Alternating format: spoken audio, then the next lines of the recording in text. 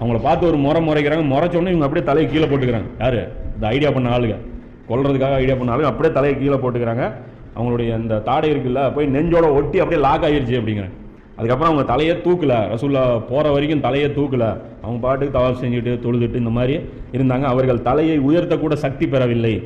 அவர்கள் முன் நின்று நபி ஸல்லல்லாஹு அலைஹி வஸல்லம் அவர்கள் தனது கையால் மண்ணை அள்ளி இந்த முகங்கள் நாசமாக போகட்டும் அப்படின்னு சொல்லி ரசூல்லா போட்டாங்க. இந்த யார் யார் கண்ணில் மண் பட்டுதோ அவங்கெல்லாம் பத்ரு போரில் கண்ணு முன்னாடி செத்ததை நான் பார்த்தேன் அப்படின்னு சொல்லி அந்த ஹதீஸ் அறிவிக்கக்கூடிய அந்த நபித்தோழர் சொல்கிறாங்க.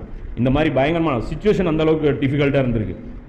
இதுக்காக தான் சொல்கிறேன்னா ரசூலா எவ்வளோ கஷ்டப்பட்டு ஏற்படுத்தின புரட்சி. அது சாதாரண விஷயம் இல்லை. நபியுடைய ரத்தம் அதில் இருக்குது. இது சாதாரண மேட்டர் இல்லை. அது எவ்வளோ ஒரு முக்கியத்துவம் வாய்ந்த விஷயம் அப்படிங்கிறது.